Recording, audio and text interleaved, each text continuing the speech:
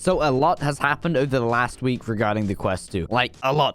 And a lot of information regarding what's currently happening to the Quest 2 is split across multiple different articles, YouTube videos, subreddits. So today I'm compressing what I think are the most important announcements regarding the Quest 2 into one cohesive video, as well as highlighting a serious problem with the new Quest update. Because I'm just such a kind and lovely YouTuber that really enjoys spending hours melting my mind reading through everything I can get my hands on to summarize it into an easily digestible 10-minute video, and still probably get hate for it because I used a red arrow or some red text in a thumbnail, and I'm instantly considered clickbait by the entire Oculus Quest subreddit.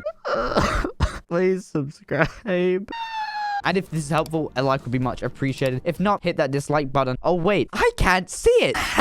Suck on these nuts. I can say whatever I want and not face any publicly available consequences. I love Mark Zuckerberg. Oh, look. No dislikes. The Elite strap is garbage and it breaks after only a few months of use. Oh, look. No dislikes. I can use this video purely as a way to promote my drippy drip merch. Link in the description down below. Oh, look. No dislikes. It's almost as if removing the dislike button allows for more egregious manipulation and clickbait. I am invincible. So, what happened over the last couple weeks? Starting with what many of you have probably heard about by now, and that's the colossal V35 update. I'm gonna try and speed through this as fast as humanly possible because I know literally everyone and their nan and their nan's dog and their nan's dog's fucking chew toy has covered the V35 update. Even my cat Joey did a video covering the V35 update. Now, some of you with a Quest 2 might not have received this update just yet, as it's slowly being rolled out over Quest headsets rather than all at once to prevent accidentally sending a broken update that, you know, lights everyone's headset on fire all at once. By rolling it out like this, it gives Meta a little more wiggle room to catch and fix bugs before it's rolled out onto the masses. Now, in case you weren't already aware, here's quickly what will be in this huge update. First, have you ever seen a third-person style green screen VR video like those from Dallas Toast or some of my older Beat Saber content? Well, if you have, you'll likely be aware of what this actually is. This is called mixed reality for obvious reasons. It's literally mixing two realities into one, and to do this, you usually need a green screen to get the best effects and a piece of software like Lib that allows you to sync up the game footage with your real-life camera setup. You could also do this without a green screen if you had something like a Kinect sensor or an iPhone. Now, Lib has had this feature for a good while now, allowing you to use your iPhone with no green screen. Notice how I say iPhone and not dear old Android. The iPhone has certain depth sensing capabilities that allow apps like Live or the Quest 2, as we're about to get into, to essentially remove your background without the use of a green screen. This is because the iPhone has like LiDAR or some shit to like navigate NASA's landing speeds or something. I'm not even gonna pretend like I have any fucking idea what I'm talking about. Unfortunately, many Android devices do not quite yet have this capability, and Android phones that do have this capability aren't being actively supported because there are just so many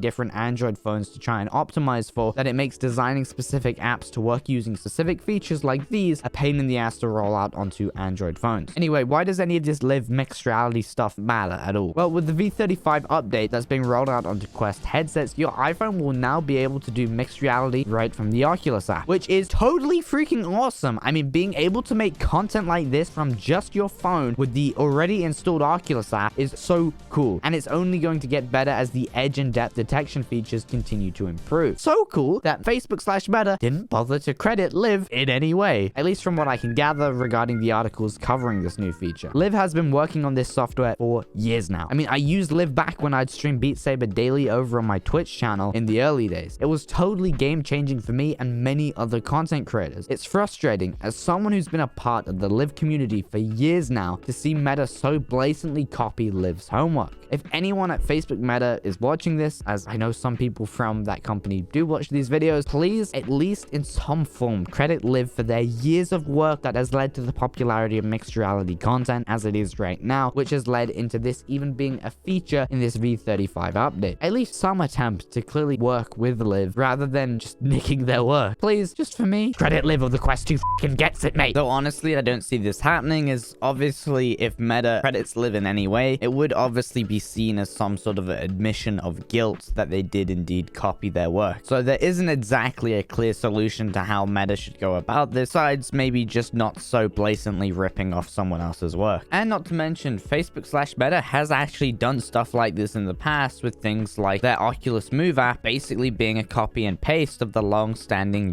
cardio fitness app that's been used for ages on VR devices as a whole. So I do think that Year and Live have worked with Oculus/Meta/Facebook a few times in the past, but it's unclear whether or not they had much say in whether or not Meta or Oculus kind of just ripped off a lot of their features, and how much was actually in agreement. Real quickly, I just want to mention that VR Wave, who I've mentioned on this channel in the past, that make these amazing prescription lenses that snap right into the Quest 2 with this awesome mounting system, are doing a Christmas promotion later this month. So make sure you check out the VR Wave website, link is in the description down below, and keep an eye out for this month's promotions. Also included in the V35 update is messenger calling, now allowing you to use your Quest as a web call device, meaning that you should be able to pick up messenger calls in VR. So I wonder how this is going to work in terms of FaceTiming on Messenger. It would be awesome if the person on the other end of the call could actually see your avatar and environment during a FaceTime call. We'll have to wait and see this in action. Also included is cloud backups, which essentially gives you even less of a reason to buy the 256GB Quest 2, as you'll now be able to upload your game saves to the cloud. This makes temporarily uninstalling games to install new ones like the behemoth that is Medal of Honor without losing any progress in the games that you had to uninstall. Why wasn't this very basic and essential feature that's virtually on every other game console in history not included at launch?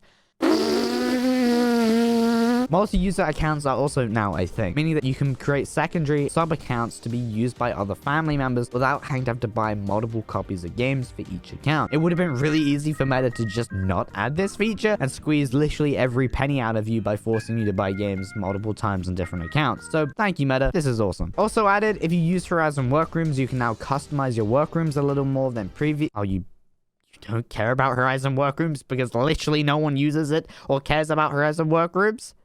Next up is younger people in VR. Wait, I don't mean that younger people in VR are included in the V35 update. I mean, recently a huge wave of anger has been thrown towards the younger VR community via the Oculus Quest subreddit, as the influx of kids in VR has started to become literally unbearable in many games. This is also going to continue to get far worse as the Quest 2 has become a top seller virtually everywhere this Christmas, which is amazing for getting this headset and VR as a whole into the mainstream on a level that's never been seen before. But the influx of children, if I'm honest, is likely going to make me just not use my Quest in any multiplayer games for the coming few months. I like not bleeding from my ears. Now, to those of you that happen to be younger and feel bad about being maybe a squeaker in multiplayer games, I want you to know that it's totally okay. I mean, I'm still basically a squeaker even now. I totally understand how frustrating it is to not get taken seriously because of your voice. This post by R. Turner is a great summary of what's happening, calling out the adults in VR that actually make the squeaker situation worse by trolling or insulting anyone with a younger sounding voice just perpetuates the problem. So the squeakers in many games aren't even the ones to blame. So it's going to be really interesting to see how game developers tackle this, though I fear that many devs are just going to crack down across the board on free speech and interactivity in all their games because of this loud but small group of players, both young and old. It's almost as if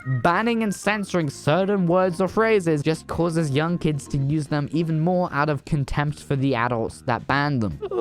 Just saying, man. Really, all of this can just be summed up with, don't be an asshole, treat everyone else in VR with respect, and don't perpetuate the problem whether you're old or young. It's fucking Christmas, mate. Can we not get along? Though me saying this might be totally pointless, as I think most of you that watch my videos aren't the target demographic as to who behaves like this in game. Most of you guys seem pretty damn chill. Now, a few honorable but important mentions here is the game Smash Drums that I've mentioned in some of my previous listing videos has now gotten a full official release on the Oculus Store. Smash Drums is a rhythm-based game with single player and co-op modes for up to 8 freaking players with 30 different songs at launch. The devs are absolutely awesome and need all the support that they can get, as they are the true heart and soul of the VR community, keeping the Quest fresh with new and awesome content. Support indie devs, please. Cyberpunk is getting a VR mod set to launch next month by the same guy that made the GTA 5 VR mod. I'm hopeful, but also kind of fucking terrified after the disastrous launch of Cyberpunk and still lackluster state that this game is in, that I'm thinking that this mod probably won't be more than a little VR sightseeing, but we'll see what happens next month. Quest headsets now make up 40% of Steam VR. As you can see, the Quest 2 beats out literally every other VR headset in existence. And it makes total sense. If you've seen my Index versus Quest 2 review video, you'll know how frustrating the state of PC VR is right now with the Index's range of persisting hardware issues. So I'm not at all surprised that a significantly cheaper and globally marketed mainstream VR headset completely smokes the Index in its user count. City Skylines, the city building game, is getting a VR version for the Quest 2. It even got a full reveal trailer, and it looks pretty fine. I mean, it's basically just the desktop game, but in VR. It's cool to have, I guess, especially natively on Quest, but I personally don't see myself spending hours sat down placing individual pieces of road. Like many of you, I play VR to experience games that I couldn't play otherwise in any other conventional way, like on a console or desktop. The game will also release sometime in spring 2022, so there's a sizable wait to its release. Really though, at the end of the day, I want to know what you are excited for with what I just listed regarding the Quest 2. Tell me in the comments down below. And I'm not kidding when I say that. I know a lot of YouTubers say that, but I really want to go through and read comments and like and heart them and genuinely see what you guys are hyped for, rather than seeing Joe Mama 69 desperately asking for a free Sentai disc key again. So please share with me your thoughts. And if this video was helpful, a like and sub would be of course appreciated. And if not, hit that dislike button. Oh wait, I forgot, I can't see it. Suck on these nuts. If you got to this point in the video, thank you so much. Keep my watch time high, and you keep me from losing copious amounts of YouTube revenue, so thank you. You keep Joey the cat fed, so thanks. I'll catch you guys in the next one. Peace. Bye bye.